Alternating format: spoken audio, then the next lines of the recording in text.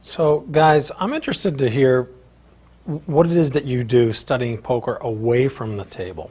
Phil? Well, for me, when I'm studying away from the table, has to do with me just thinking about the hands that I played, thinking about the way I played the hands, what my opponent was thinking, the different amounts they bet in different situations, what I could do against them next time, what they think of me as a player.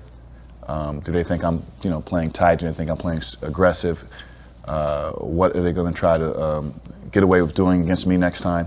So really, when I'm studying, it's more thinking about ways to play against my opponent the next time that I play against them. I have a lot of different styles. It depends on how everybody's playing. It depends on what they're bringing to the table that day. I don't go into any poker game with a strategy.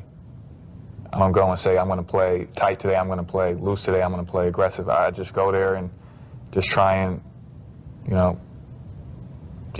basically take what they give me.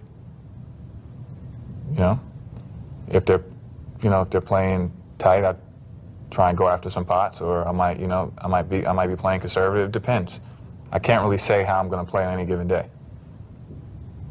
But for the most part, I do tend to go after pots, and I probably play more hands than the average player.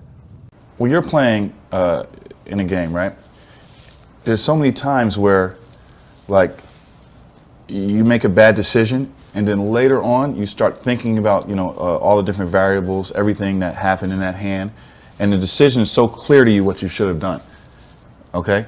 So it's like, so you think about that, you process it, and then the next time you play, you're able to make a better decision based off of, things that happen. Just the feel of the hand, the feel of your opponent, what type of energy they were giving off. There's a lot of things that, come into play and make the correct call or make the correct bet or whatever. But it's really important to be able to process this information. And the way you do that is after the session.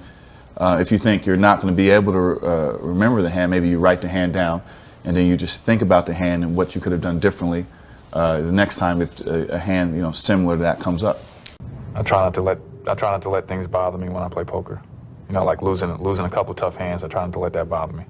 So when people are losing, when people are losing, they play a lot worse than when things are going their way, when they're winning.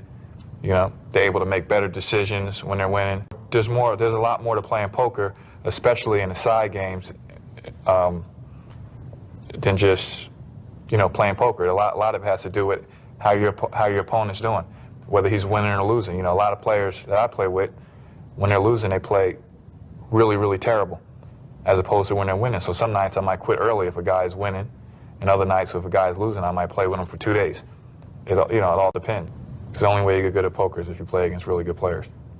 That's what any sport, anything else. If you gotta let a lot of times you have to play to the level of your competition. You have to play with really good players to improve. Poker is just a crazy game. I've never played a perfect session where at the end of the day I say, man, I played perfect today. Every time I play a session, I always make mistakes. There's so many variables of poker. Poker is a game where definitely you have to live in the moment. No matter how good of a player you are or how good you think you are, there's going to be days where there's just nothing you can do right and you're going to lose. In order to get to be, one of the better players in the world, you're going to have to put in time. There's weeks where I put in 100 hours playing poker. You can read all the books you want, that doesn't really matter. Once you get to a certain level in poker, it comes down to whether or not the guy actually has the hand that he's representing or he doesn't. I'm not a prodigy, I just work at what I do. I work at poker very hard, and I'm always thinking about how I can get better at it.